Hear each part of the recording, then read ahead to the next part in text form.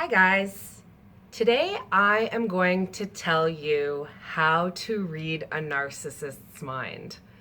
Kind of unbelievable, but it's true. You can do it. It's easier than you think, and all you have to do is listen to them. And you will be able to know exactly what they're thinking, and I'm going to tell you why. My name is Amy, and this is Narcaway. My channel is devoted to educating, supporting, and encouraging victims and survivors of narcissistic abuse. If this is your first time to my channel, welcome. Please subscribe if you don't already, and if you do, thank you.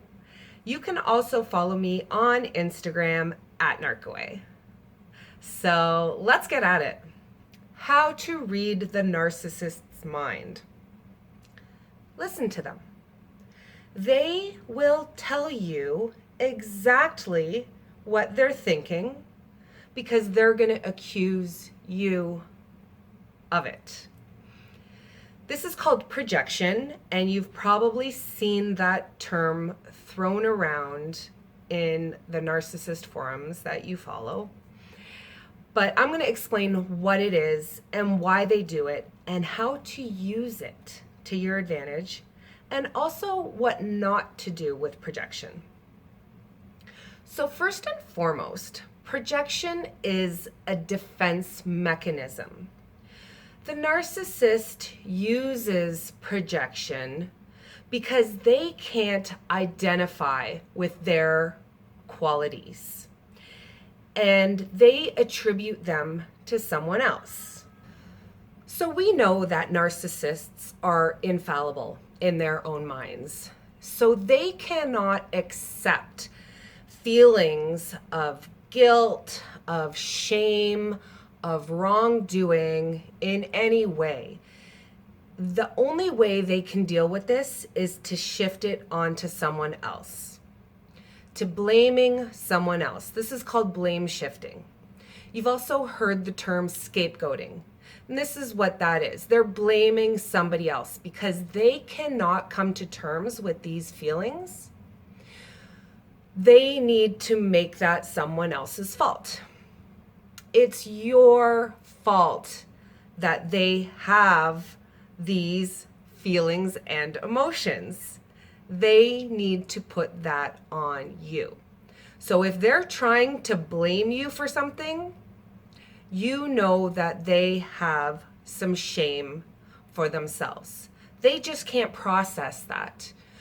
Where you and I would feel guilt and we would feel shameful, and we would either need to come clean with somebody or be consumed by our own guilt, the narcissist doesn't have that feeling. They don't have these urges to come clean, to be honest. All they can do is flip it and make it somebody else's fault. And the reason that they feel this shame, that they can't identify as shame, is because somebody has made them to feel that way. Okay? Do you understand that? It's a little complicated, but once you really understand what's happening, it makes a lot of sense. Let me give you an example. My narcissist, my ex, called me a bully. I was anything but a bully. I've never been a bully in my life. I certainly didn't bully him, and he called me a bully. The truth of the matter is, he was the bully. He constantly bullied me. Another example is, if I set a boundary, he couldn't accept that, and he had to turn it around me and call me cocky or arrogant or stubborn or some kind of negative attribute he put on me just for me standing my ground, just for me stating that I was not going to tolerate his nasty behavior.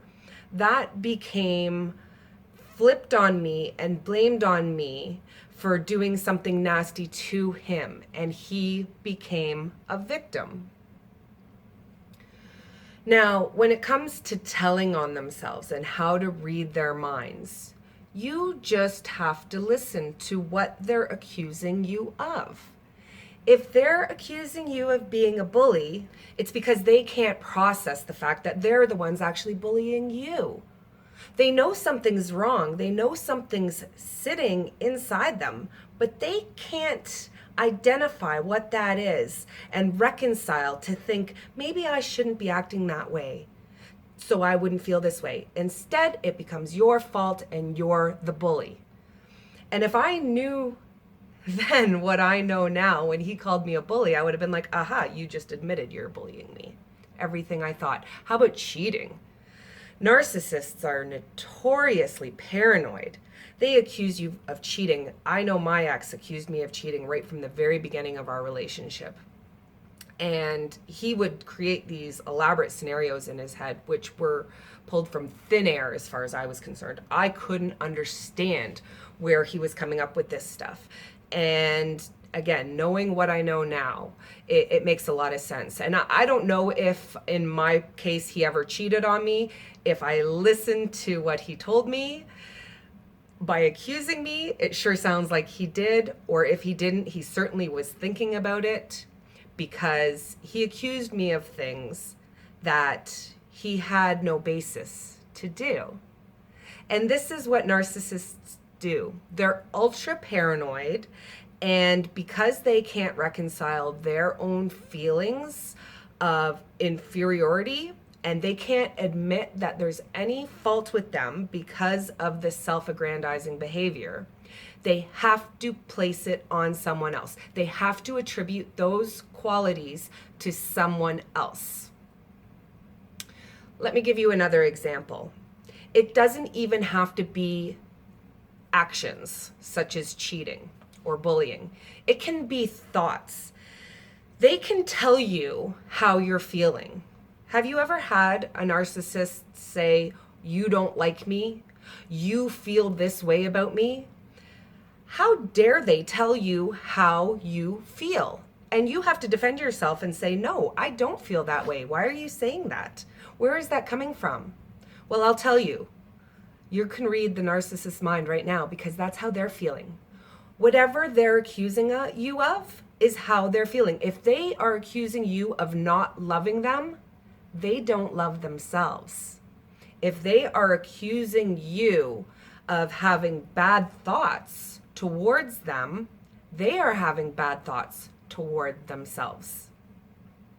It's a defense mechanism in their brains, and they work differently than ours. I remember when I was with my ex, and I used to say out loud and to myself and to him, "Your brain works differently than mine." And this is before I knew about narcissistic abuse. This is before I knew he was a narcissist. I just knew there was this disconnect that I couldn't figure him out. And I knew his brain was processing things differently than the way mine did. And now it all makes sense. When I look at the diagnosis and the traits that goes with this diagnosis, everything falls into place. And projection is a huge trait of narcissism. Now, we can also project onto the narcissists, and we do this with our hope and our love. We keep forgiving them and giving them second chances with the hopes that they're going to change. And that is projecting onto them this caring, loving second chance that we want to give them.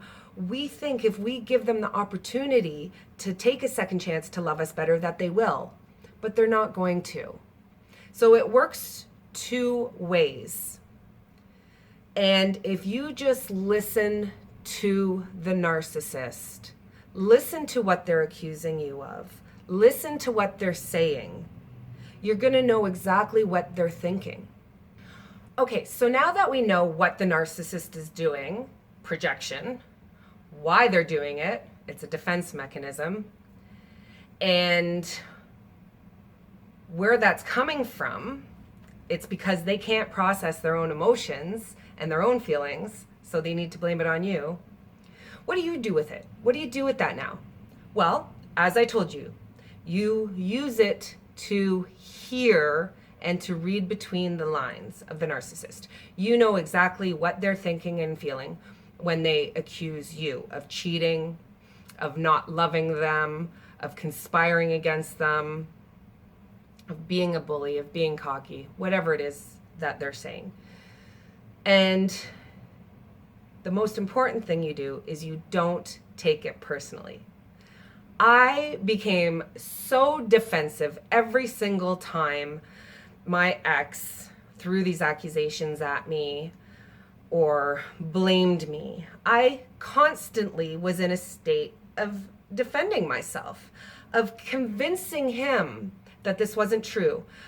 The amount of energy and time I put into convincing him that I was not this person he was convincing me of being, it's absolutely ludicrous. It was ridiculous.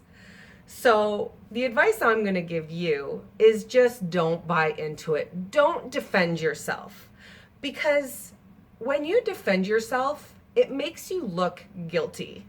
As ridiculous as that sounds, it's true. And the narcissist also feeds off of that. As soon as you start scrambling, backpedaling, defending yourself, the narcissist can outtalk you, can outwit you any day of the week. It's not worth the fight, because you're fighting a non-existent fight and you're going to run in circles on this hamster wheel that never ends. And it's just not worth your time or your energy or the stress that it causes you. If they try to accuse you of doing something you're not doing, you can respond with a simple phrase, "I'm sorry you feel that way. It's not true." And period. Period. The end of the story. You can state that they're wrong, that you don't feel that way, and you have the right to do that, and you have the power behind you to make that statement, because it's your feelings they're talking about or your actions you're talking about. I do not cheat on you. I'm sorry you think I do, but that is not the case. Stop accusing me of it.